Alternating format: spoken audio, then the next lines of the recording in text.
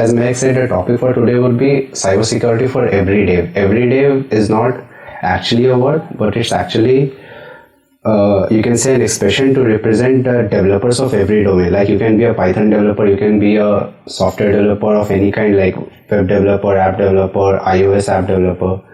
So EveryDev represents that. So let's begin with today's session. Before we begin, please join at slido.com with the code H950 so that we can also like communicate with each other without unmuting, or if you are okay with unmuting yourself, then please unmute whenever you need to. Did the recording check? Yeah, recording though. Okay, so what exactly is cybersecurity? I mean, we all know, probably everyone present here has heard this term once in their entire software development life or engineering life. So what exactly is cybersecurity? So cybersecurity is generally made up of two words, as you see. The first one of which is security. So security can be referred to as a physical security, professional security, business securities, and anything. So security just means that you are securing yourself and your data from other people. Like you're securing sometimes you secure your body, sometimes you secure your apartment, sometimes you secure like anything. Securing anything is called security. And when it's coupled with the word cyber actually means anything related to software or anything related to the IT, like the internet. Internet is a term under cyber. Like cyber doesn't mean like it's hacking. Cyber is not hacking. Cyber just generally refers to anything that is connected to the information technology field. So together, cyber plus security constitutes to cybersecurity. So anything related to IT, securing that is called cybersecurity. Cybersecurity is just not protecting your data or protecting your websites or protecting your app. Anything related to IT. If you are in IoT, if you are in infrastructure, if you are anywhere in IT, if you are using a laptop, then you need to know cybersecurity, and that's a need of the hour. So let's go to our next slide. Types of cybersecurity. Yeah, there are actually types of cybersecurity because there are types of cyber. Like there are types of information technology. We all have different branch. Now in colleges also we have different branch of computer science, like computer science with ML, computer science with IoT and everything. So there are also types of cybersecurity. First of which is network security. So what is a network actually? Network is actually something that hello. Yeah, Divya, you're audible. Yeah, I'm audible. Actually, my internet connection just went off. Okay. So, okay. What is a network? Network is actually something which is we probably know network as something which is on the net, like internet, but it's not only that. Network generally refers to a group of IT devices connected to each other. So in the security we apply in that network or in that group of devices is called network security. Like network security ensures that internal networks are also secure by protecting the infrastructure, inhibiting access to it.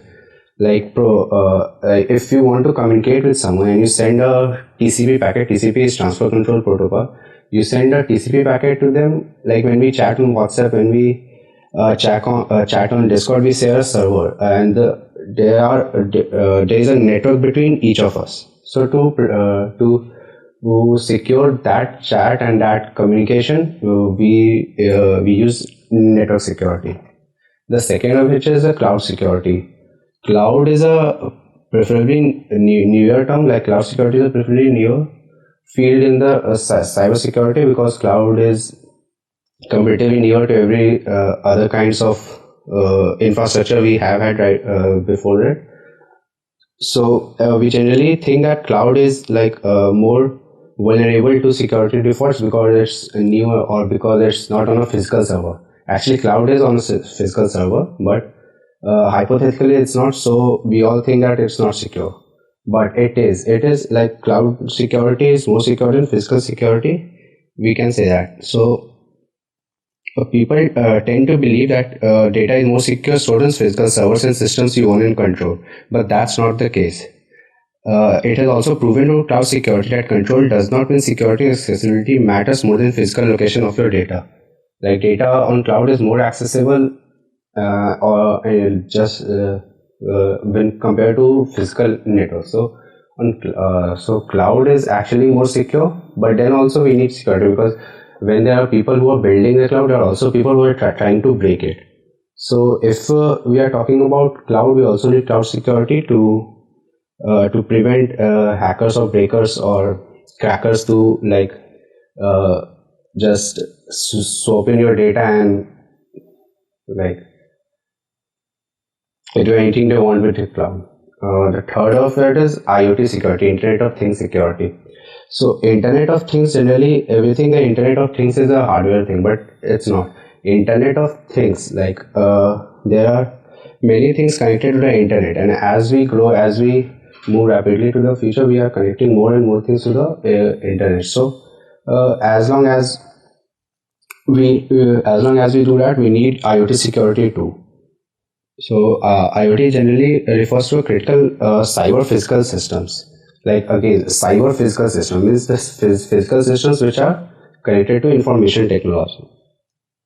So for that, like printers, security cameras, television sensors, in fact, the Wi-Fi routers or like different appliances which we have on our house that connects to the internet are vulnerable and prone to security threats. To tackle that, we need IoT security too. Fourth one is infrastructure security.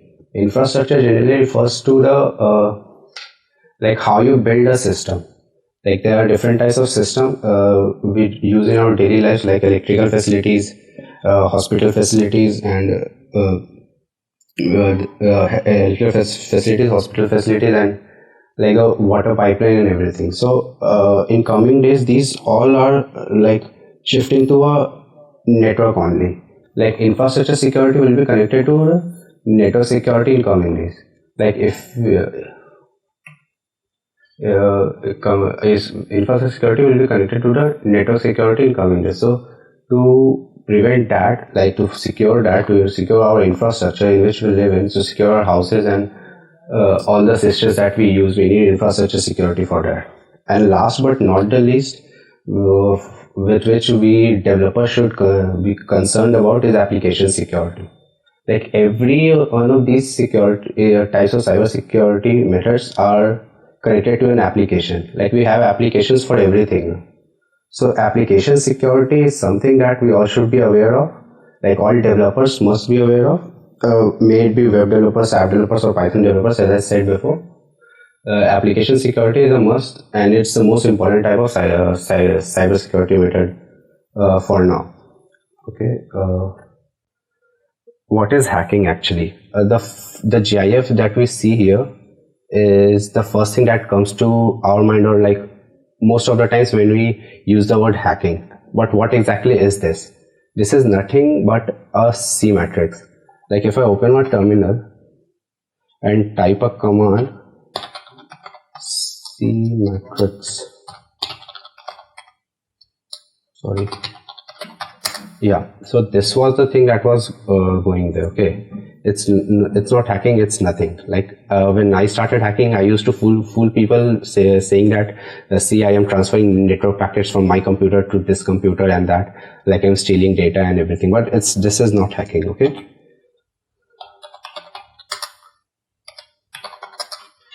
so what exactly is hacking? Hacking is actually an attempt to exploit a computer system or a private network inside a computer. Like if you have a computer, like every network is a connection of computers. So hacking generally refers to breaking into those networks or gaining unauthorized access to or control over computer networks. So hacking is a term that is used for someone who tries to break into. Hacker is a term that is used for someone who tries to break into your computer, break into your applications, break into your network, break into your infrastructure or something, like all the types of cybersecurities we talked about in the previous slide. If someone tries to break into any of them, because all of them are connected to a network or a computer, if someone tries to break into that, that's what we call hacking. It's not something like we type on computer and someone's computer is hacked. It can be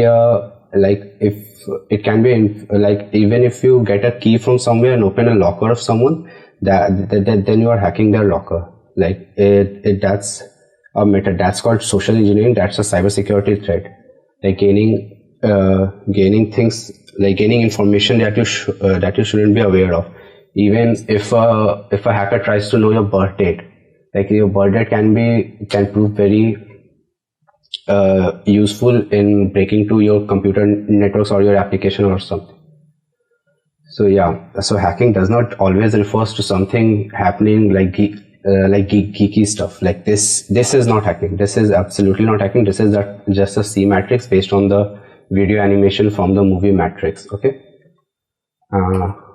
Ethical hacking. So here's another GIF, and this is something we think of what hackers should be, like what hackers should wear. So just to like clear the facts, this is a attire worn by the protagonist of a very beautiful show, Mr. Robot, in which he was a hacker, but he was also suffering to what do you call it? Multiple personality disorders, and he was a very big introvert, so he used to hide from people and wear attires like this. So this is not a hacker looks like. A hacker is generally a sleepless person because hacking involves like breaking stuff, and breaking sometimes takes time, so don't confuse people with these. Okay.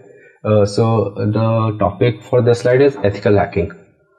As I said, hacking is generally breaking into or gaining unauthorized access to computer networks. Similarly, ethical hacking is something similar to hacking, but with the permissions of the people who own that network.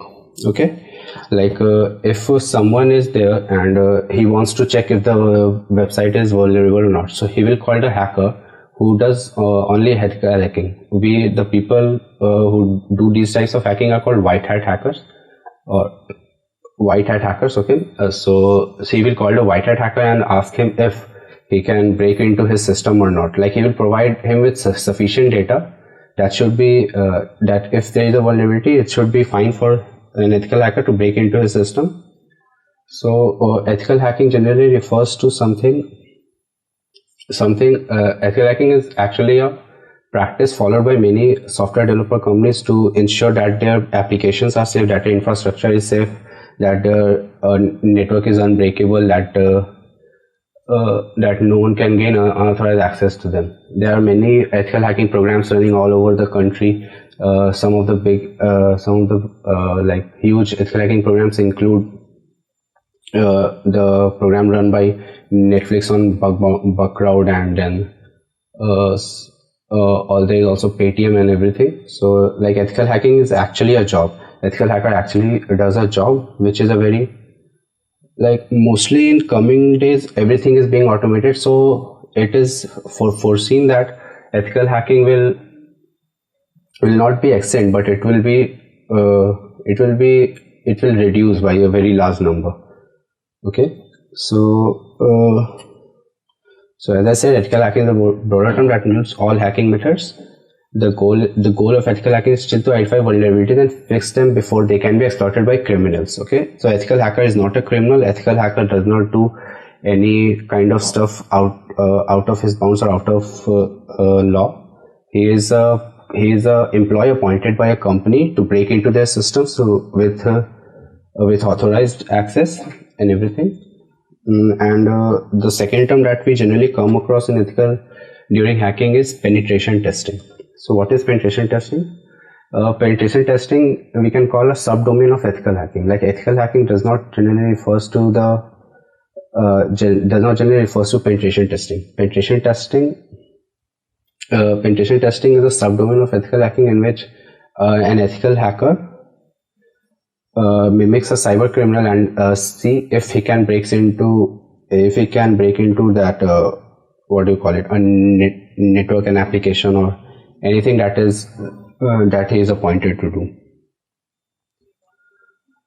Okay, so yeah. Before that, before moving forward, I would like to say that what if I say that everyone present here is an cybersecurity enthusiast in themselves? Like, what if I say that everyone here can be a cybersecurity professional in the coming few years without learning anything new? Like, they don't have to learn a new language. They don't have to shift their domain. They can be there in their domain and learn, and then also proceed to a cybersecurity career.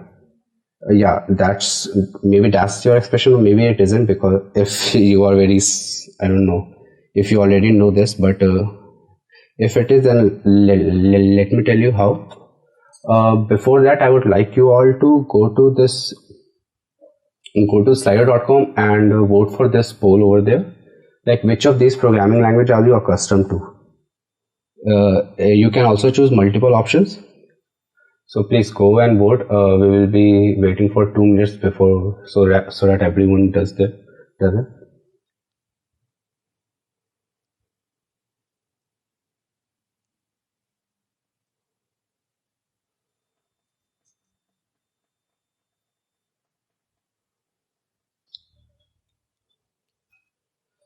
If there's anyone who feels that he's not accustomed to any languages right here, he can like message in the Google Meet chat.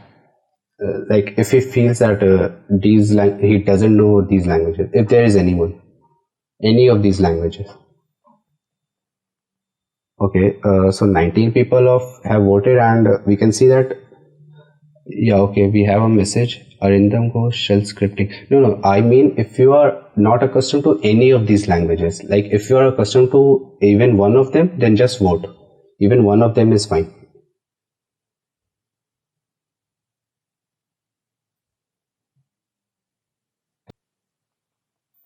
Okay, so probably half of the people from the singer have voted, and as we okay, people are still voting.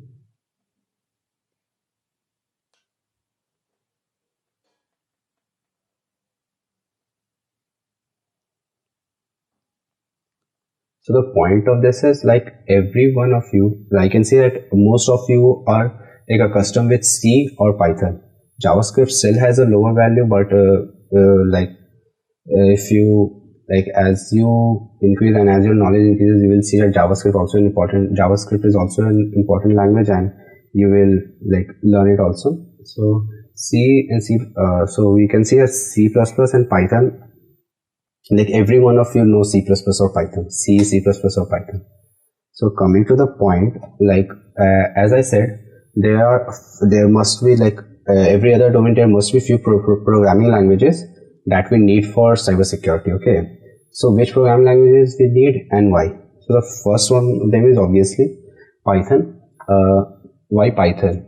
Like, what can we do with Python in cybersecurity? So Python is a language which allows to automate stuff. Like, we can automate probably anything in Python, from the network stuff to the web development stuff using Selenium driver, like the web browser and everything. And Python is also used in malware analysis. Malware is generally a code that is injected into a application or network, so that to gain unauthorized access or to destroy the application or network. So yeah, Python is a very important language when it comes to cybersecurity, and if you people know Python, then I would say that you must try to write some scripts, and it's very easy. If you will dive deep into the cybersecurity domain, you will see that Python is very important, and you will need cybersecurity knowledge of Python in coming years, because it's not only teaches you to build malware and everything, but it also make you go through the network libraries of the Python, or the system libraries of the Python. Okay. The second language is JavaScript. We all know that JavaScript is a very important part of the web development. Like we know that it's only a part of web development, like you all know as of now. But initially it was designed to do so. But as the time increases, we came across few other things based on JavaScript like Node.js, Dino.js, and Node.js, Dino.js, and everything, which are also now involved in building servers and backend of the and backend of any software that we build, like any Android application, may it be Android application, iOS application, or web application. If we have a server, Node.js is probably the most used language, which not the most used language, but it is highly used in building servers and networks. So JavaScript is is the most important language for application security. You will not only understand the concepts of how a website works, but you can also secure a website from other vulnerabilities that we pertain to leave, like cross-site scripting. Can be cross-site scripting, or the server-side what do you call it? It can be cross-site scripting, which is generally a front-end vulnerability, or server-side problems that we face. Like there is a when we build websites, we generally come across a vulnerability known as CORS, cross-origin resource sharing. That's not a vulnerability, that's actually a warning that a web browser gives you if you try to include a few resources from different places to your website. So if you know CORS beforehand, like if you know how to get over CORS, how to bypass CORS, then it will be beneficial for you to build a website. So like cybersecurity can help in that also. Like not only breaking stuff, cybersecurity can help you building stuff, and not only normal stuff but secure stuff. So yeah, JavaScript is also a very popular language in cybersecurity and very useful for that. Third is C. Why C? Yeah, we all know C is not that high level of a programming language, but C is a very old programming language. We like even whenever someone starts programming, the first language that they come across is either C or C++. So C is a very old programming language, and being very old, we know that all the systems and software are like the operating system that we use right now. It wasn't built today. It was built 30 to 40 years ago.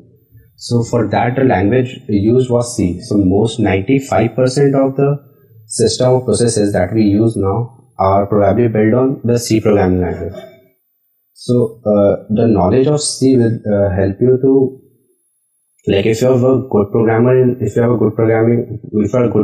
C, that will help you to break any system, any software, not software but any system, any processes running on your system, any processes running on your operating system, and everything. So okay, yeah, Devi, do you want to say something? Like you are writing, what is SS? Do you mean STL? No, Divya, you were talking about server-side problems, so I thought you were looking for server-side template injection. No, actually, we can't explain vulnerabilities right now because they don't even know what basic cybersecurity is. So let's first go to the basics, and then we will keep a session on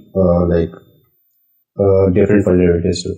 Okay, so the third programming language was C. C is a very like most of the operating systems have in their code are written in C. Most of the kernels, most of the operating systems.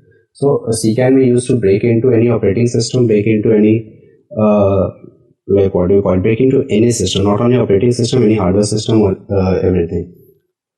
Okay. Fourth language is scripting. Okay, this is probably the most unfamiliar language right now. In this group that we have right now. So why? Because bash scripting, shell scripting is not so popular because probably the OS that we use doesn't really favor scripting languages. So that's why scripting is not very popular right now. But when you come to like third year or fourth year, you will see that scripting is actually very needed, especially the people from CSE and IT domain. You also have a subject named operating systems, in which the first thing they will teach you is how to write scripts, or probably bash scripts. We will see what a bash is, and I will explain how bash script can help you in details in cybersecurity in 15 or 20 minutes or so. Okay, fifth language that we come across is SQL. SQL is generally all the databases, even if we use NoSQL databases, it has SQL. Like SQL is very important when it comes to databases, and as we all know, all the applications have databases in there. So to break into those databases, to protect those databases, we use so so like every database has SQL embedded in them. Like we can write queries in SQL and break into a system, break into a database, and steal data from the database. And that is what hackers love the most in Java, an important language. SQL is something that we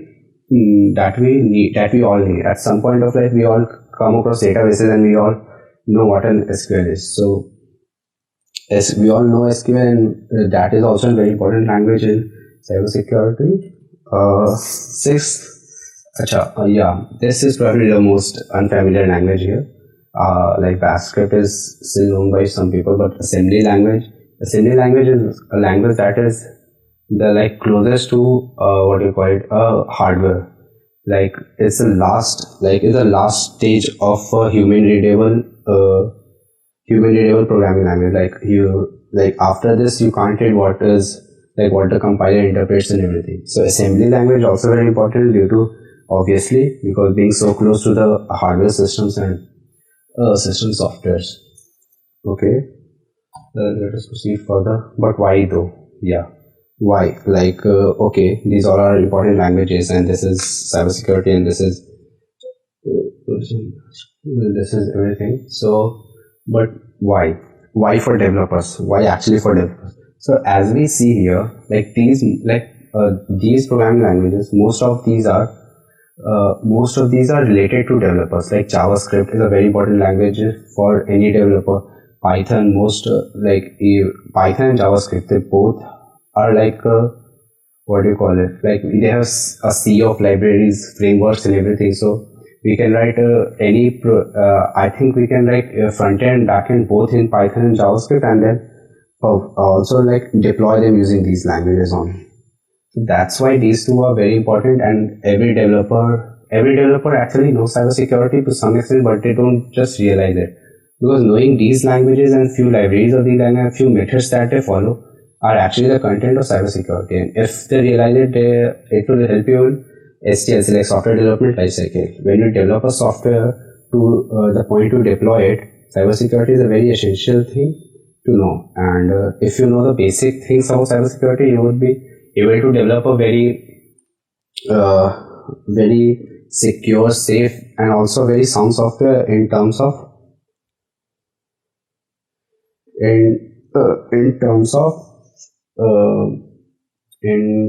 performance. In terms of performance, like a secure software is always a very good performance software.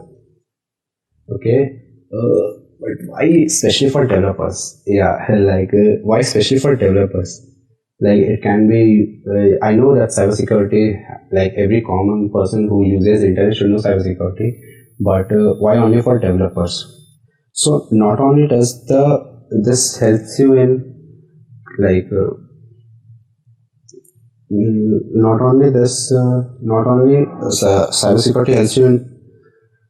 cybersecurity helps you in developing a very secure software. It also helps in few things, including these, new apps always generate more data, hence there are more risks to them.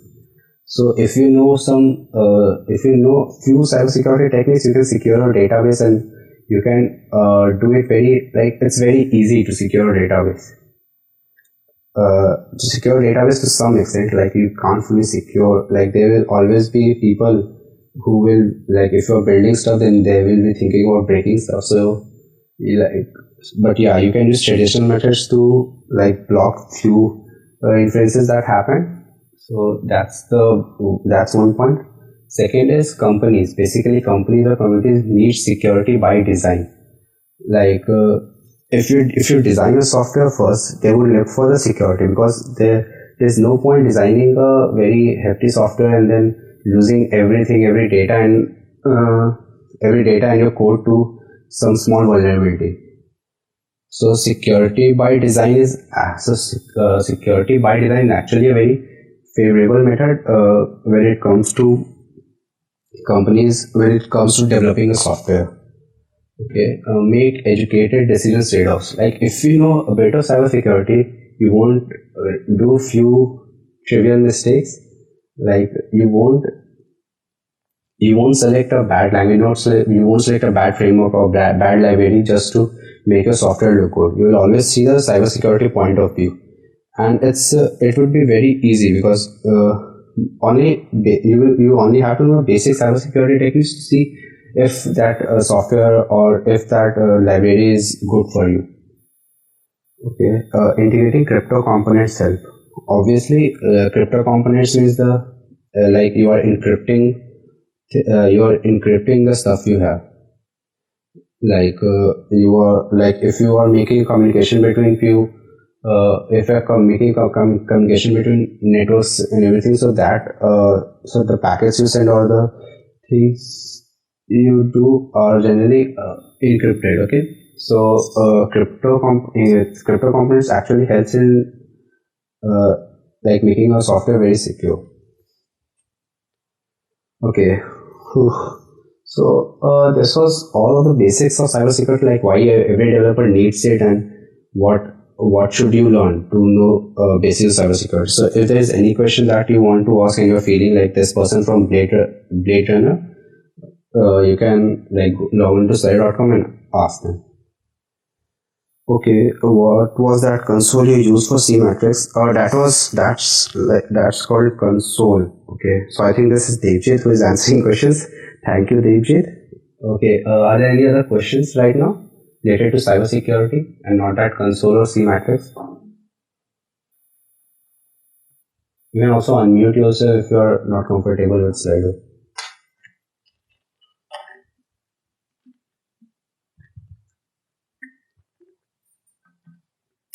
Okay, it was Rahul Kumar who answered. Okay. You called him?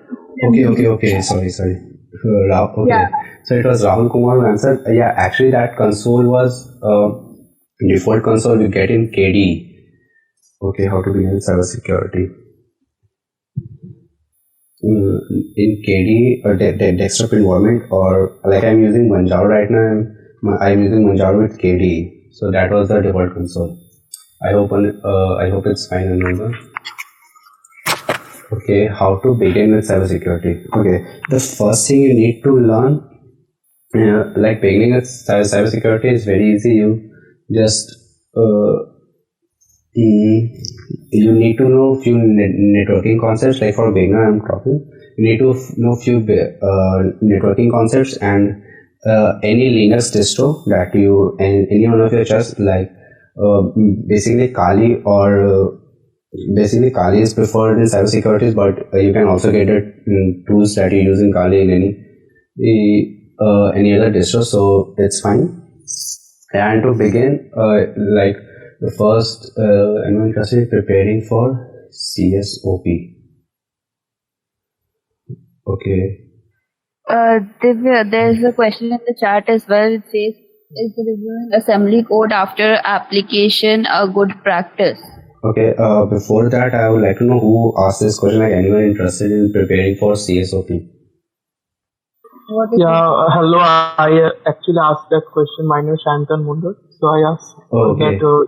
Okay, Shantan, like, are you interested in preparing for CSOP? Like, one of my elder brother is preparing for that, so I got to know about that thing, CSOP thing, so I am interested in that. Okay, so it will be very nice of you to explain what CSOP is actually, because like you mentioned that term, so it will be very, like we can't leave it like that. As far as I know, it's a certification course given by, I don't know actually who gives it, it's a security company only. We have to give some exam, like it is a 48 hours exam, kind of 48 hours. So we have to give that exam. and we have to penetrate different types of computers or hacker box. Okay, Shantan. Okay, that's fine. So CSOP is actually a certification program like CEH, and there are also CSCP, CSOP, and many other certificates which we gain after many years of practicing cybersecurity, which is not very easy. And hence, I don't think anyone right now, like, you can be interested in preparing for CSOP, but like, it's very hard, and you will need to know OSCP. Okay, OSCP, right? So you need to know, like, from basics to an intermediate, more than intermediate level for preparing for any of these certification programs. Okay, Shanta, thank you. Whoever this was, thank you. Well, things I need to install. Well, what things I need to install on PC to get started? Shall I switch to Linux or would Windows do it? Okay, everyone, we will get to your questions after, like, in the next topic that I'm going to begin. Okay, yeah. Most bullshit is CH can't even hack. Ashwarya Parekh, okay. Yes, but Flash OSCP, it is definitely.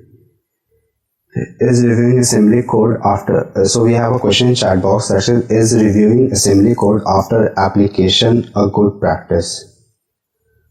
Yeah, you can review,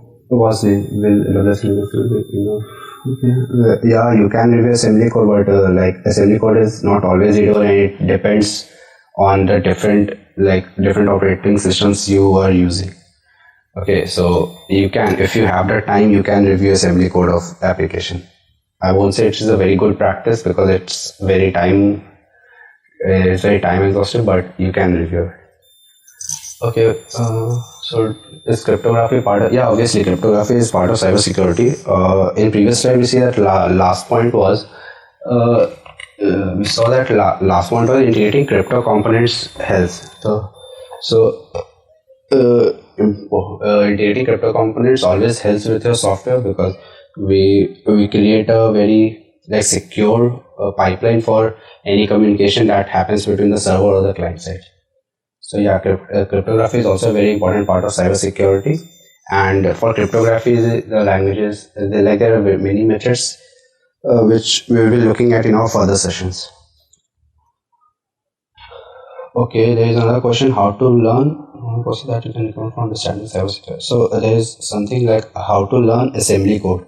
Okay, it's like any other programming language or in them. You can search for it on YouTube or take up any course, and also I think in the next semester, I think you are in second year, so in the fourth semester you have a bit of assembly language in your computer organization, computer architecture. I don't remember correctly, but yeah, it is there. So if you feel like it, I'm very doubtful about it, but if you feel like learning assembly code, you can definitely go for it. It's very easy. It's not very easy, it's okay. Some online courses that you can recommend for understanding cybersecurity. Yeah, okay. Online courses, I would recommend you a very I would recommend you a very good pathway to learn cybersecurity, and that goes through a crowdsource startup that our college only has. Its name is $0 Security. So you can definitely log on to $0security.in and see how they are functioning, how they are teaching, and you can log on to any of their programs to learn basic cybersecurity, and then they will also guide you to your what do you call it? They can also guide you to any certifications that we just talked about. Can we do a course on Coursera for this? Yeah, obviously there is actually a specialization on Coursera, cybersecurity, starting from cybersecurity for beginners to cryptography and everything. But if any developer only wants to know the tips and bits of networking and cybersecurity, I would recommend going through IT professional course by Google. It is also very it's okay as we say. Okay, but courses on Udemy, I don't remember the names of courses. You can search on courses, and don't do courses from Udemy, I would suggest, because instead of Udemy, go to log on to like YouTube and do courses from there. And basically, like the easiest method would be to go through the things that zero security said, because we all are learners there. Like I was a part of the ZDS once, and it's a very good platform. You all should try it once. Okay. Divya, can I add something here about the learning part? I was actually going to call you to like Devjit here is an active member of the community of Zero Security, so like he can guide you through everything that ZDS is now doing and a learning path that they are following. Okay, Devjit, you might continue. Yeah, like the people who are asking for course materials. See, there are a couple of good courses out there, but most of them are paid. But I'll go off record for saying this. There are certain websites like certcollection.org. Here you can open up an account, and if you browse through them, you can get these premium courses from very good places like Pentesters Academy and all. You can get these courses here from free. So that's one brilliant learning path which I personally followed. And as for somebody who asked Coursera courses, I did some Coursera courses on cybersecurity during the last year or something like that. They just give you the theoretical aspect of it. Yeah, at some places the networking portion is really good, but cybersecurity is something which you need to get your hands dirty with, unless you don't actually get the flavor of it. It's not theory. Yeah, and to get your hands actually dirty, you can try websites like you can try different bug bounty programs when you are comfortable with few vulnerabilities, or if you are preparing for some system on network security, then you can definitely try CTFs, different CTFs present on Hack the Box, or which was the website that you used, Devjit? Like I use TryHackMe. Yeah, TryHackMe. TryHackMe is actually better. I find it better than HackerBox and HackerOne. So yeah. Okay. Actually, all the it is very relative. For the Linux questions, like I would not answer them right now. We will be going through few points on Linux in the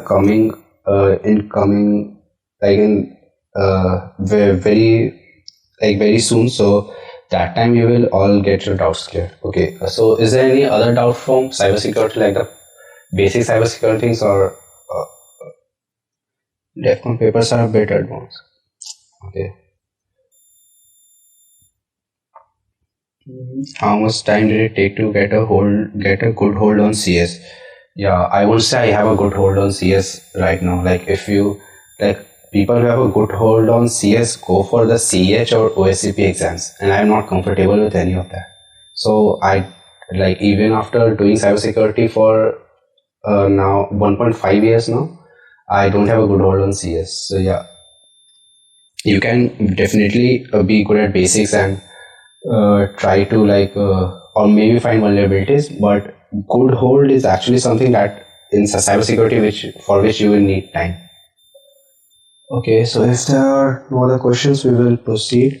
1.5 years. Yeah, sure. Yeah, I am I've been learning cybersecurity from 1.5 years, and I am not actually I'm more on the development side now. But yeah, I'm doing cybersecurity from 1.5 years, and as I said, I don't have a good hold. It's subjective. What do you understand by good hold, and what do I understand by good hold? Okay, so going on to our next topic for today, which is related to all these three questions right here. Will be, yeah, you guessed it right. It's Linux. Okay, so I included this GIF right here, but this happening to a Linux user, the chances of this happening to a Linux user are comparatively very less, unless until obviously you are so whom this was, but okay. Okay, so common doubts about Linux. When we hear the term Linux, we all have some doubt. What is Linux actually? So Linux is actually not an operating system. Linux is actually a kernel designed by Linus Torvalds in, I think, in 1991 he released a kernel. Like there were other kernels before, but he released a monolithic kernel on which various Linux distros run. And as I define Linux, there must be two doubts in your mind. Right? The first one of which would be, what is a kernel? Okay, so kernel. So kernel is actually a central component of an operating system that manages operation of computer and hardware. Like you can call it a pathway between your application software and your hardware. Different drivers and operations, memory management, CPU time, everything is controlled by in a kernel. It is a core component of an operating system. Kernel acts as a bridge between applications and data processing performed at hardware level. Okay. Linux, as I said, is a monolithic kernel. Monolithic kernel are like generally near to the hardware, so it's easier for them to interact with any hardware. Okay, so what are distros? Just like don't give much thought to these names. These are only to these are you will understand these names when you actually use Linux. So okay, so what are distros? Distros are actually distributions based on the kernel. Like as Windows is an operating system, there are different operating systems that uses the kernel, the Linux kernel, and we call them distributions, aka distros. There are different distros like Ubuntu, Debian, then there is Fedora, then there is Arch. I use Arch, by the way. Manjaro is a Linux based on Arch. Okay, tabs for it. Then there are also other distros like Red Hat Linux, which is generally not very like it's basically used by many official people. Then there is Mint. Okay, so there are many distros like these in the market. Okay, what is our terminal? Okay, so terminal is basically a shell which we or a command line software which we get with when we install any operating system. Yeah, actually the command prompt you get with Windows is actually a terminal. Is also a terminal. We just call it command line prompt. So terminal is basically a console or like a shell you get with a terminal. But what is a shell? A shell is something on which you write commands and then like interact with hardwares on them. Okay, like I just let me this is the terminal on my Linux. Like this is the same as I just included my screenshot. So this is a terminal. Like this is a command line by default which was provided by my Linux manager, that is Manjaro, my Linux distro, that is Manjaro, and then the name of this command line is bash console. Bash is actually the short form for Bourne shell. Bourne is actually a developer of this particular shell. So bash, there are other shells like Sash, Fish, then KSH and everything. And console is the name of this terminal. By default, you get this in KDE. In GNOME, you get GNOME terminal. In GNOME, you get GNOME terminal. Then there is Xterm. And then there is PowerShell in Windows. Okay, so terminal is generally a shell, a command line shell that is used to write commands and interact with the hardware. Okay. Okay, so right now, if we just deal with basics of Linux, and I know that wasn't very comprehensive. So if you have any doubts, you can again go to Slido and ask your doubts, and I will deal with these 3 doubts too. Okay, what things I need to install in my PC to get started? Should I switch to Linux or would Windows do it?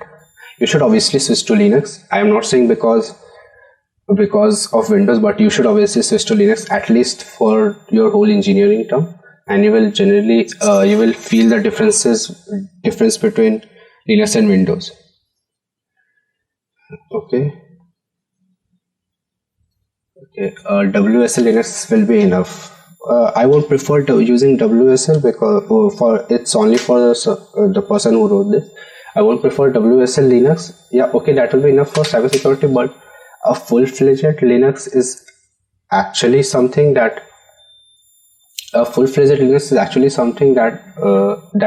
that no virtual thing can replace. Okay, so WSL will not be enough from my side. Okay, mine sounds silly, but can I keep both Windows and Linux on the same laptop? Yeah, you can obviously keep both Windows and Linux on the same laptop, and that's what we are going to do right now. Okay, so if you have any doubt related to basics of Linux, you can just go to slido.com and then and drop in your questions. Okay, I see there are open source. No, that's not the main advantage of Linux. Okay, I know. Okay, so there is basically nature, and the one thing I see is that someone mentioned that Pop OS is greater than Ubuntu is greater than Mint. Yeah, okay.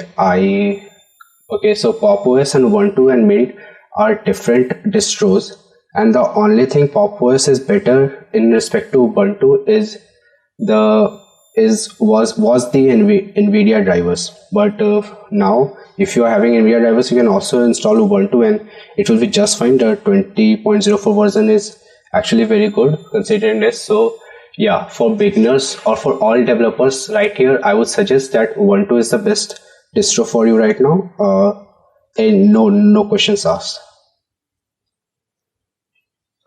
Okay, so I don't think there are any questions related to Linux right now. Okay, so moving forward. Okay, common misconceptions about a Linux OS, not Linux, but the Linux distros or Linux OS.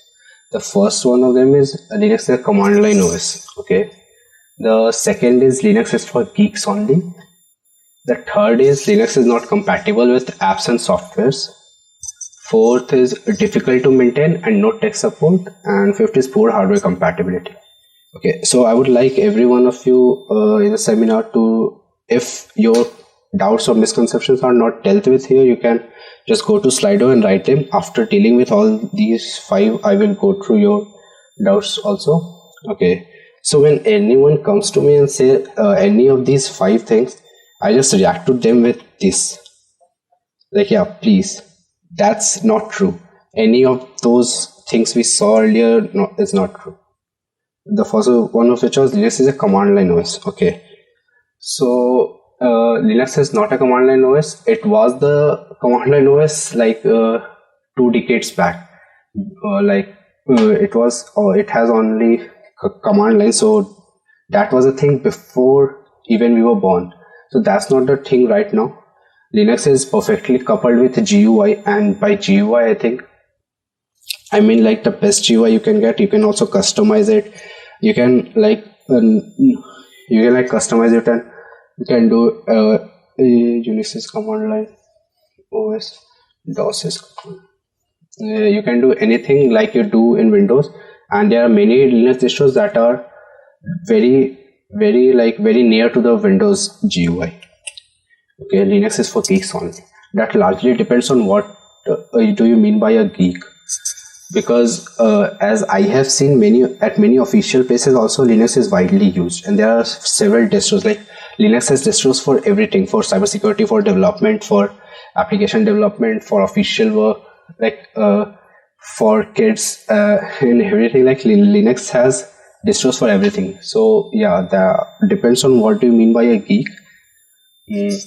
The third thing is Linux is not compatible with apps and software. That's a very big misconception. Like Linux is very much compatible with most of the apps and software that you widely use on Windows.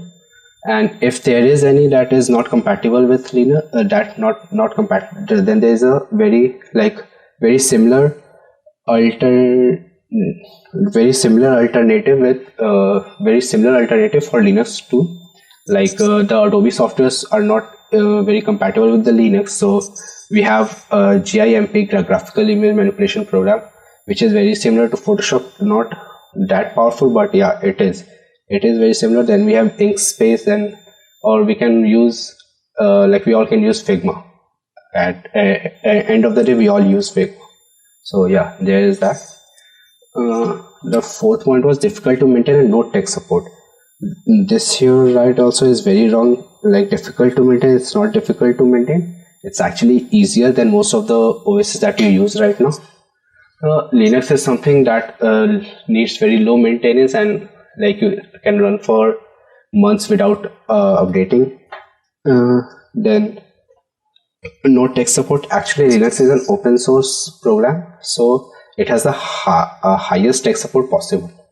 Okay, so like it has a community, it has its own community, that's its own developers, and it's very, the tech support is very big and very like diverse. Like you can get all your doubts cleared on internet if you write it on, no matter what you write, there will be an answer to that question. Okay, poor hardware compatibility, it's actually opposite. Linux is actually very compatible to hardware. Yeah, there are few, like I just talked about, there are few distros that are not compatible, that were not compatible with few drivers, but now everything is improving, and as open source is growing, Linux will definitely grow, and that will prove very good for all the drivers and everything. Like drive. Okay, so that's not true also, that like Linux is very much compatible with every hardware that we have right now. Okay, let's go to Slido if there are any questions. Okay, what are these Kali, Ubuntu, etc. exactly? Okay, Anirban, actually Kali, Ubuntu and Ubuntu are different Linux distros. Kali and Ubuntu are based on Debian Linux. They are different Linux distributions. Like when you Linux is actually a kernel. As I said, Linux will act in the back end of your program. Now, and OS is something that acts on the front end, like that is used to communicate between the Linux and the hardware. So Kali and Ubuntu actually help with them. Like the GUI that you would say will be provided by developers of Ubuntu or developers of Kali to you. So Kali and Ubuntu are actually Linux distributions. Okay, is it difficult to go back and forth between Windows and Linux on the same PC or laptop?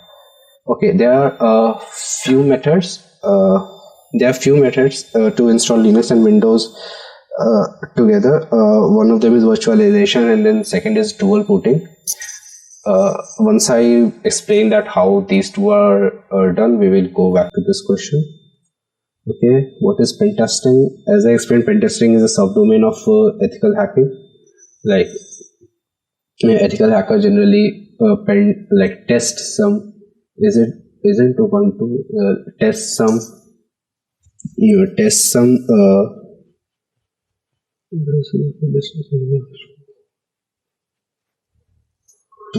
what is pen testing? Pen testing actually is a subdomain of ethical hacking, in which an ethical hacker generally deals with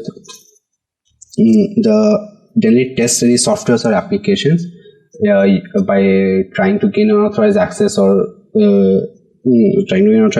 exploiting the vulnerabilities present in them. Isn't Ubuntu a OS? Yeah, it's an OS.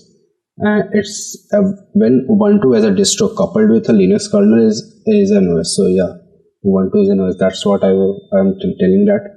The Ubuntu is an operating system and Linux is a kernel. So to deal with you will need both.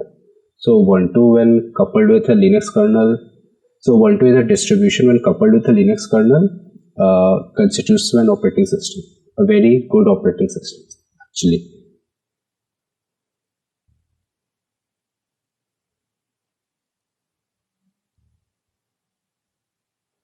Okay, so I don't see any more questions right now except this. So I will go to this question in a few minutes. Okay. To the next topic, to a fun part, as I said that we would be going through the installation steps and dealing with all the installation doubts that you might have. Okay, so first what you need to do is go to this website, which is ubuntu.com /download/desktop. Like it's for beginners. If anyone, I know there are people who are very good with Linux already and they have tried many distros and they would suggest many distros, but for beginners who are starting right now, don't just go through the Google Meet chat right now. Let them discuss. But for you, I would suggest you should go through this Ubuntu, this Linux distro, that is Ubuntu. It's very favorable for it will be very favorable for you, and it is one of the most stable distros I have come across. Okay, so you have to click this download button, and then it will be down. It will be nearly about 2.5 to 3 GB. Okay, yeah. Remember to download the LTS version. It means that this is a long-term support. It will be updates and security will be provided to you for around 5 years. Coming 5 years. Okay, after you install Ubuntu, you have to go to this website, that is Rufus. In Rufus, install the latest version of Rufus. Rufus is actually used to burn your OS on a pen drive. Like to install any operating system, you need to burn an OS to a pen drive. So yeah, go to Rufus, install these two things, and then you're good to go for installation.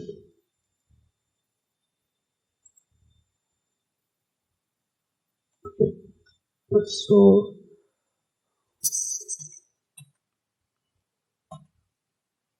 so these are the websites that I talk about, Rufus and Ubuntu. Remember to download the LTS version. Okay. So right here is a video. I won't be playing full video right now, but I will go through the steps mentioned in this video. Okay, after you install Ubuntu and Rufus, like I just said, you would have to leave ext4.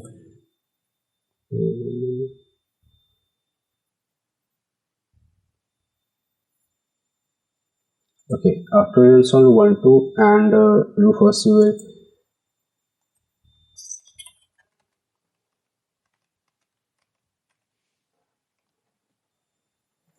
okay, so this method is actually dual booting. Dual booting means dual booting means you will boot your Windows and Linux side by side, like two operating systems in one laptop, and that is the if you want to use Windows also, that is the preferable method.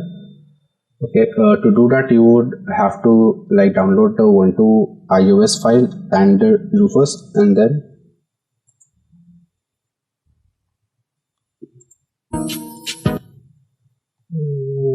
having problems with this.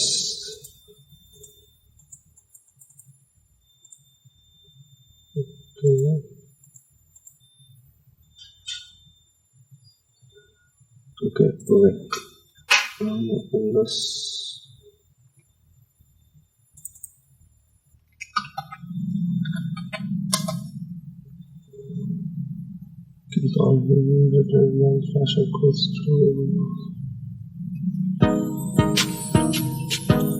Yeah, okay. So as I said, when you install Rufus, one thing you also need with the iOS and the Rufus is a pen drive. Like you will need a pen drive of around, if you are installing Ubuntu, a pen drive of 8 GB would be fine. So first thing you will do after installing Ubuntu is format the pen drive, obviously, or it will be automatically format. You will get a bootable USB. Click on this Rufus icon that you see here. You will probably get a prompt like this. Click on yes, and then yeah, okay. So in this you have to select a device, like it's the pen drive that you inserted. Then leave everything to default and go to this select option. Then select the iOS version that you installed. Like it will be in a downloads. The name would be same for you too. Okay. So yeah. Okay. So lastly, your Rufus will look something like this. Okay. After this is then you have to click on start. This will start burning your pen drive. Like it will not actually burn your pen drive. It will actually burn the Ubuntu OS in your pen drive. Leave everything to the default. Don't. Okay. Yes. Okay. Okay. So after this is done, like after you have created your bootable USB device through Rufus, you have to go to this disk management. You can find disk management, or you can either press start and write disk management, or you can go to this management through any way you like, and then click on any, like you need a free space, or like you need a hard disk of like free of an unallocated space. I would suggest for beginners to go through 100 GB of space if you have that in your system. For that you need to create a different partition of your hard disk. So like this, don't worry, this won't delete your website. You have to just you have to right click on the hard disk from which you're trying to create a partition. Then there will be an option of shrink volume, like here. So click on shrink volume.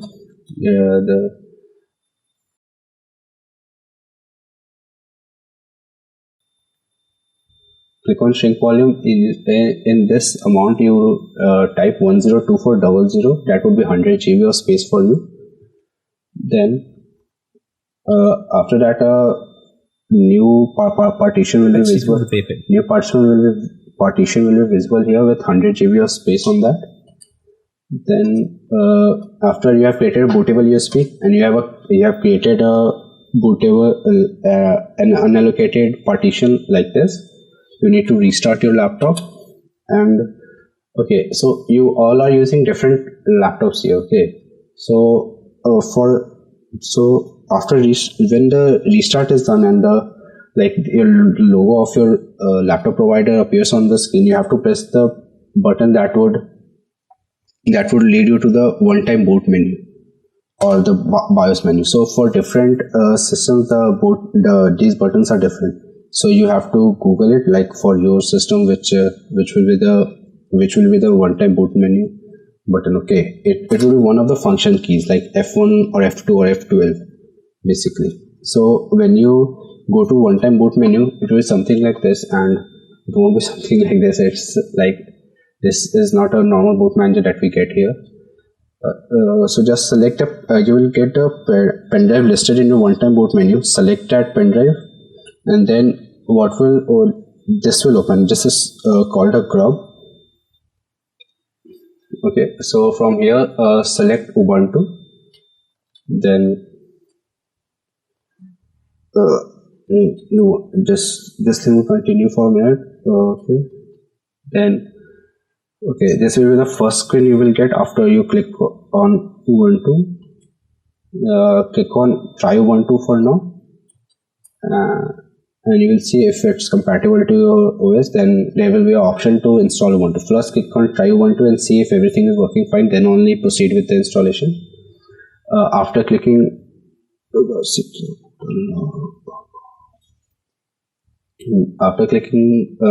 try Ubuntu, you will get a icon here which will say install Ubuntu. Okay, so after you click on install Ubuntu, you get a screen like this, like select your language from here and do all the basics here. It is very easy. For this screen, I will suggest to go only with normal installation, not with any other options. Click on continue. Yeah, this is one of the major steps. Like for beginners, you can do the first thing. You have created an unallocated space and everything. You can do the install Ubuntu alongside Windows Boot Manager. The Ubuntu will automatically take care of everything. Like it will dual boot Ubuntu alongside Windows. And if you want, like, there is also an option called something else which will do the same. But after you click on something else, it will lead you to this menu in which you will have to do some customization. So if you want to do customization, you can go through this video and the things he has done, you can do that too. The link of this video will be provided to you. Okay, next thing you need to do is enter your time zone and then your basic information, and then click on continue. After you click on continue, it will take hardly 30 to 45 minutes to install Ubuntu. Then you will have to restart. Remember, when you press restart now, remove the bootable USB that you have created. Okay, when you open the laptop, now when the restart occurs, this is the first screen that you will get. There are many options like Ubuntu and Windows Boot Manager. If you click on Ubuntu, you will be directed to Ubuntu. If you click on Windows, you will be directed to Windows. That's all. That's all you have to do to dual boot your system with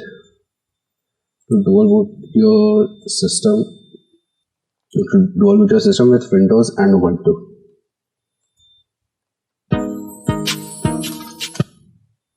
Okay. So another question is why Linux? Okay. So as I have said that Linux is very good, Linux is that, Linux is better than Windows, Linux is this, Linux is that. So let us see why actually we should use Linux.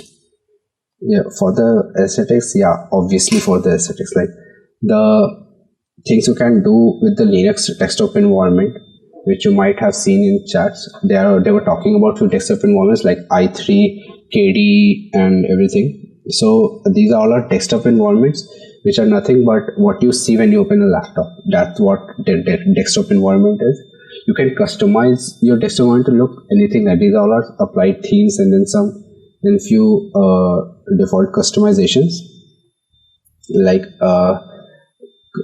imagine your system looking like this. It's awesome. It's very good. Okay. So obviously for the aesthetics, next points are reliability. Okay. So the OS that you use right now, I won't say it's very reliable. Like you would have come across with every other update, your OS either crashes down or like it becomes slow, and you have to wait for another stable update to get the thing fixed. Okay, and the updates are generally provided when there is a bug or like it's not periodic or something. So updates are very bad, and hence the OS is not reliable because it can fail anytime. Like I have seen cases in which the OS failed and all the data was lost. Okay, so yeah, Linux is reliable in that concern because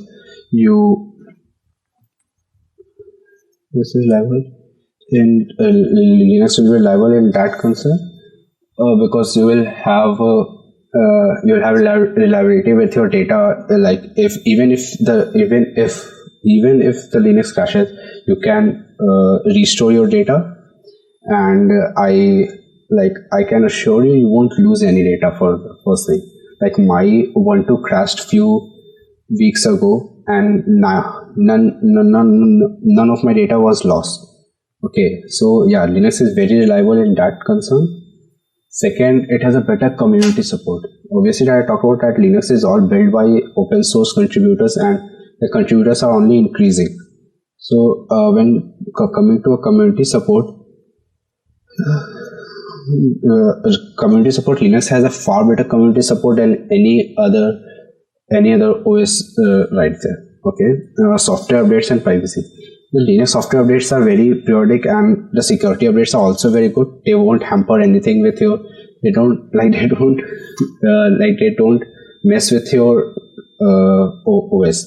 They're actually updates. They are actually updates. What you called an update is what you get in Linux. And privacy, obviously there is privacy and security.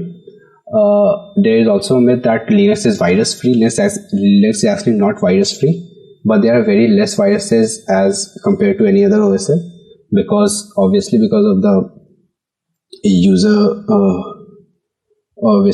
the user support. So Linux tries to maintain the security and privacy with these things. It is perfect for programmers and developers because of the easyability of the Linux. Like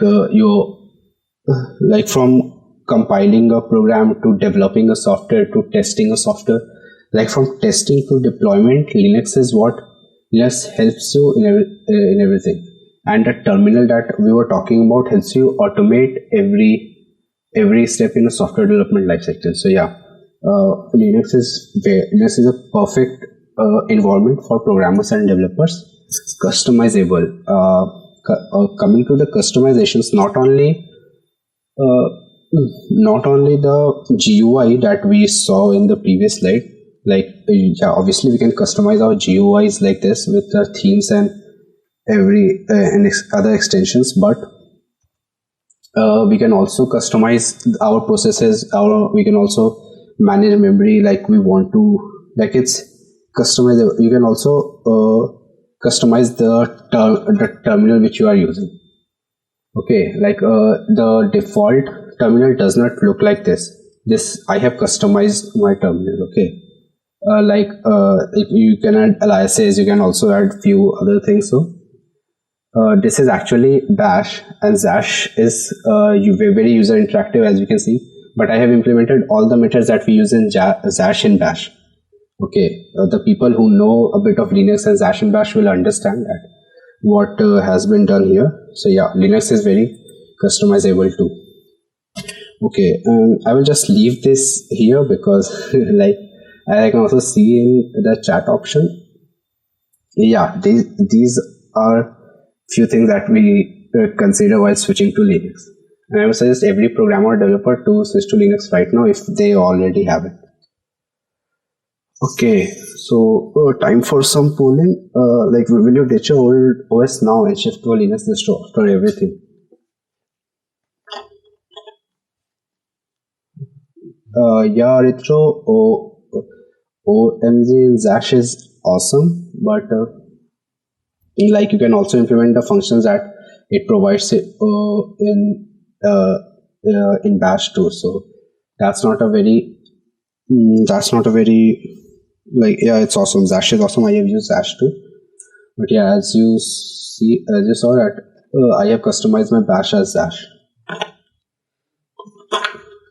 Okay. Yeah, obviously everyone should switch to Linux OS, and I also have like some of my close friends have not switched to Linux OS even after ranting to them about it for like 3 years now. Yeah, Indra, I'm looking at you.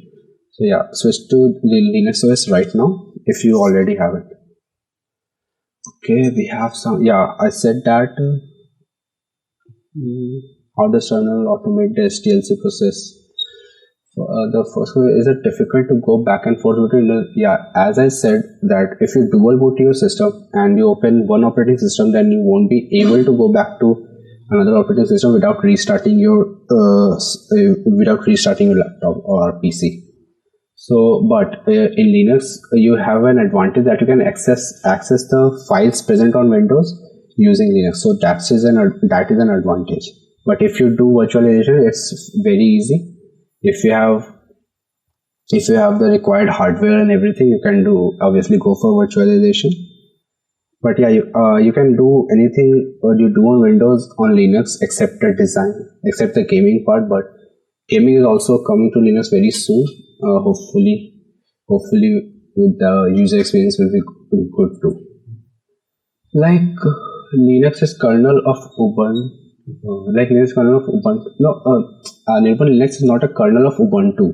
Ubuntu is a distro based on the Linux kernel. Okay, so there are many other distros based on Linux kernel, not only Ubuntu. Is there anything same for Windows? Yeah, obviously Windows has this kernel. Its name is Windows NT. It's actually a hybrid kernel, which is very much same to the Linux kernel, but it also has other features too, which makes it very messy, I think. Windows kernel the name of the Windows kernel is Windows NT. Can I do this Linux setup on start? Yeah, obviously. I just now booted a Linux setup with Windows 7 and 30. Like, the version of Windows does not matter. This 32-bit matters, and how much disk space you have left matters. Okay, so you can boot your 32-bit operating system, and for that I would suggest you should use K-Ubuntu or L-Ubuntu. That's fairly good. Okay, how does terminal automate the SDLC process? I didn't say terminal automate the SDLC process. Terminal automate few processes present in SDLC. So yeah, that's that. Okay. Is it necessary to have 100 GB of free space for Ubuntu initially, or can we use more? Yeah, you can obviously use more. Like, you can obviously use more or less. The minimum I would suggest to go with is 50 GB and maximum as much as you can like give to Ubuntu or any other Linux distro that you are using. But okay, let me see. Gaming is coming. Yeah, obviously gaming is coming. It will be in very few years. Windows games can be played on Linux using Wine. Wine is actually a virtualization method. Like we have VirtualBox on Windows, we have Wine on Linux, but that's again not a very good method. A full-fledged operating system is always good than going through a virtualization. Have hard time with the config views, crack stuff. Does Windows viruses run?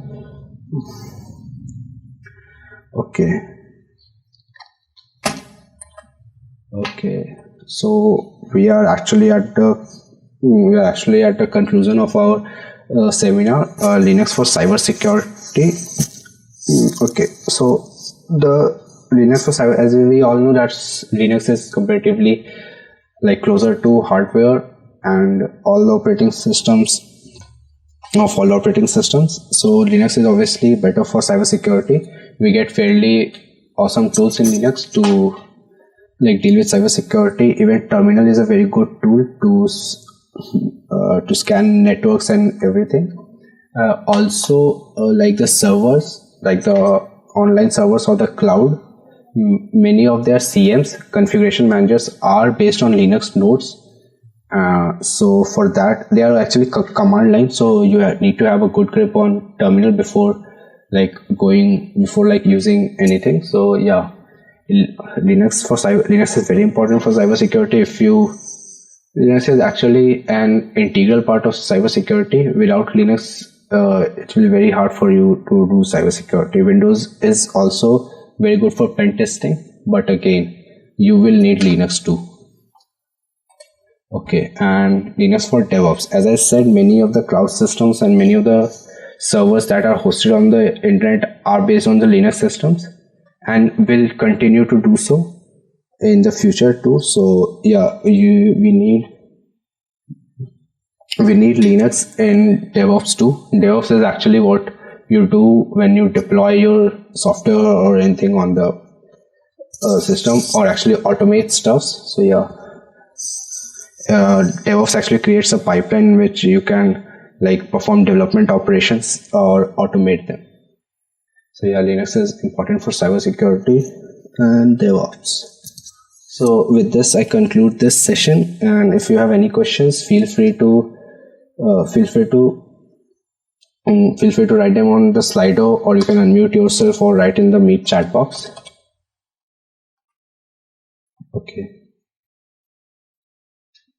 I only see 8 people have replied to this. I will wait here for like 2 minutes, and I want to see a full house here, like 31 people, not 31, it would be around 25, like 25 people who are still using Windows, switching to Linux or not. And if you have any doubt while dual booting your system, you can always contact us on our Discord server in the general chat, or you can contact me personally too, or any member from the core team. Everyone from the core team is using Linux except Indra Adhikari, which is our competitive programming lead. I hope he will also shift to Linux someday. If you have any questions, you can unmute and ask. It's perfectly fine with us. The reason why we have Slido is because of the anonymous feature, nothing else. So if you want to ask anything. Oh my god, 2 GB RAM. Yeah, it's actually okay. Savarna, do you want to dual boot your system, or do you want only Linux? Like both are possible. For that you cannot use Ubuntu. You have to use Dada, actually I have Windows 7. Okay. But I also want to download Ubuntu desktop also. Yeah, I understand. Okay, so Saborn, Divya, can I take this? let me take this and then you can take this. Is it fine with you? Like if it's fine with you, I will. If it's not, you can take it. Yeah, Divya, go ahead. Okay. Go ahead. So Saborno, I will suggest you. You can obviously install Ubuntu, like not Ubuntu, there are different distros for 32 bits. Ubuntu also has a 32-bit Ubuntu also has a 32-bit version, but it's fairly old, and updates and security features are not present in that. So I would suggest you to go with Lubuntu or Kubuntu. Okay, the process is all the same. Only your desktop environment will be different. In Kubuntu you will be getting KDE. Okay. You can also, like, there are also other distros, but like I said, for beginners you should go with Ubuntu or any other version of Ubuntu. Yeah, Devjit, you can continue if you want to. Like, if you still want to. Since this is a very low-end machine, so what happened was, when I was going into assembly codes, I started with 32-bit, and at that point I was using a Linux distro called Bodhi Linux, which ran as smooth as possible on a 1 GB, not even 1 GB, I guess it was running smoothly at 512 MBs of RAM and 50 GB of space. Yeah, actually, because Linux actually takes, like every operating system takes a few resources. Like, even if you are not running any processor, it takes few resources, and let's actually customize it according to the RAM you have. Like, I have 8 GBs of RAM, and when I open, like when I see that how much resources it has taken without running any process, it takes 1 GB. And the people who have 4 GBs of RAM, I see that they have the resource consumption is as low as 332 MBs. Like, you're talking about 512. Arch Linux with i3 takes 300 MB at base. No, I am talking about Manjaro with KDE. Okay, so actually Linux is very beneficial for people having very low-end configurations. Okay, yeah, that's that. If like this is a suggestion, yeah. So Savarna, if you have any doubt, you can ping me up on Discord or WhatsApp, anywhere you want. I would help you with the installation process. Okay, Dada, but I don't know your phone number. Yeah, you can get it from the DCIM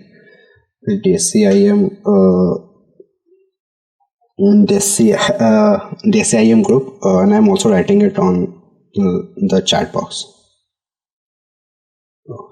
Okay, Dada. Okay. Thank you. Yeah. So if you have any doubt while installing your system, you can ping me up personally, or you can leave a message on our Discord server. And yeah, please give suggestions. And our lead Mehak Mukharia has asked us for this. Please give suggestions or feedbacks on Slido before leaving if you want to. And if there are any other questions, we will be here. Blame. तो ये तो ठीक है. Okay, event code क्या है? Can we have the event code again? Yeah, the event code is S950. So all of you can just do that, because this is an idea, like how was your experience? And thank you everyone for coming to my first session. Yeah, and we'll have more in the future. Yeah. And as it's already 7:30, and if you have any question in specific, we'll quickly answer, and we can do that for the next 5 minutes, let's say. If you have any questions, hello. Yeah. Okay. Yeah, sure. I am a bit reluctant to switch to Linux because of the reason I'm stating, that I am into graphic design. Okay. So will it be easier for me to work that on? I'm a graphic designer too. You can easily dual boot. If your laptop is a low-end laptop, then dual booting will actually help. Like, once I had dual booted, my Photoshop was running faster. Okay, so that is something dual booting is a good option for you. Actually what I do is design something and then integrate it with some website. Yeah, like you are a UI UX designer, right? Some sort of like that. Yeah, so there are fairly alternative tools, except the Adobe ones, like Figma or Inkscape, that you can use to design a UI UX on Linux. And if you are very reluctant to switch to Linux, you can also use WSL2 if it is available. Don't use WSL, use WSL2. WSL is far more less stable than WSL2. If there is anyone who is who wants to switch to Linux but don't want to dual boot their system, they can go with WSL2 on the Windows system. And one more thing, Bhaiya, Yeah. that suppose I created something and stored it as a .psd extension, means Photoshop extension, and can I again edit that in Figma if I open it in Linux? I would like Mehak to take that. See, Figma is again a software like Adobe, okay, like an Adobe's softwares. The difference is that Figma has a desktop version, it has a web version, and again there is a mobile version where you can prototype on mobile. Like once you connect your phone with USB, you can see the design on your mobile phone. So the benefit of Figma is that once you're on Linux, you don't need to download something and work on it. You can just work on the web. Like Soham's also a Linux user, and he does these small stuff on Figma. And since Figma is free, it's very easy to use as well. Like once you know one software, it's easy to catch another. Yeah. Actually, don't just try Linux once. If you get benefited from it, it's fine. Yeah, if you can tell them about running it with the USB. Yeah, the live thing actually. Yeah. Okay, the live, you can also run Linux live. Like if you have some very small things to do and your current OS is taking too much time or space to do that, you can as I said, you first have to go to the try Ubuntu option. So when you go to a try Ubuntu option, you get a full-fledged Ubuntu on your laptop, and you can do as much as you want with that. Hello. Yeah. I have an external SSD. Can I install it in that and use it when I require it? Means, is there any way to do this? You are saying that you have an external SSD. Yes. You internally, what? Can you repeat the question, please? My laptop isn't having any HDD. It's running on 512 SSD, and I have also external 512 SSD. Okay. So what I want to do is install Linux in that external SSD and connect that to my PC means connect that to my laptop when I require. Understood. Yeah, you can do that. It would be fine. It would run fine. There won't be any problems. But one thing you would have to do, when you insert an external SSD, then that won't be dual booting. Like you're using a different hard disk entirely. Okay, so you won't get option to switch between Windows and Ubuntu. So you would have to use Ubuntu only if you are doing that. Can't I access the files in my internal storage while I am using it from an external? Yeah, that won't be possible too. With you're using a different, as I said, you're using an entirely different hard disk here. But I would suggest you to dual boot on your internal SSD. That would be easier. You only need 50 GBs of data to begin with, and then store things on external SSD, and then you can access it on your Linux system too.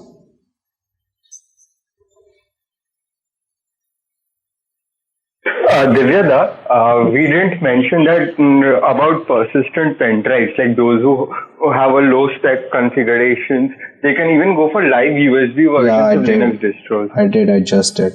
Like I said, that you can do the try Ubuntu thing, and you can use it as much as you want, like an original operating system. I was speaking more about installing the system on the live USB and making it persistent, so that we can carry our work everywhere. Yeah, Devjit, that would require me to explain the whole process for them. First, I would like them to try Linux. If they get any doubts, or if they want to, if they want that method, then it will be explained too. And don't worry, there is a very extensive session based fully on Linux. Again, next session would be that it would clear all your doubts, including DevJits too, and we will also get some hands-on with the Linux command line. Okay, so Where is it possible that every hardware is not compatible with Linux? Can you repeat, please? I want to say that every hardware is not compatible with Linux. It's possible? No, actually, it's not possible. As I said, every hardware is compatible with Linux right now. But I am now facing problem in my Wi-Fi because I am running Kali Linux. Yeah, you actually have to install a different Wi-Fi driver if you're facing problems. Like search for a Wi-Fi driver, you will get it for your Linux. It's very easy. Okay, and as I said,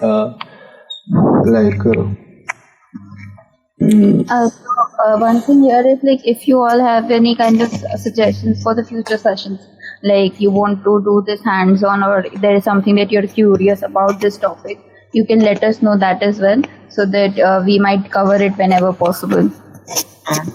We want to know about some major vulnerabilities.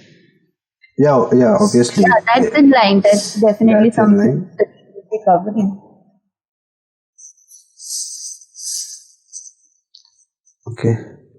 Hello, can you actually share a roadmap or something like that? Where should I start and what to do next, something like that? Yeah, you should start with learning Linux. Then you should go to networking side. For networking, you just go on YouTube and CompTIA Network Plus certification. You will get the basic things which you will need for networking and cybersecurity. And then after that, or parallelly to that, you need to learn vulnerabilities of the systems or the applications that are there. We will be going through the vulnerabilities too in the upcoming sessions, and also or you can follow various websites that Devjit mentioned previously. Divya, what we can do here is that you and Devjit can list it out in the chats, like on Discord, the resources that you're talking about. Actually, I have created a doc. After this session is over, I will share it on the Discord server. It won't be a roadmap, but it would be a resource for learning cybersecurity. It would be a list of websites and other resources like YouTube channels and everything. Mm-hmm. Makes sense. So if you all don't have any questions, then we conclude the session here. And thank you all for tuning in. And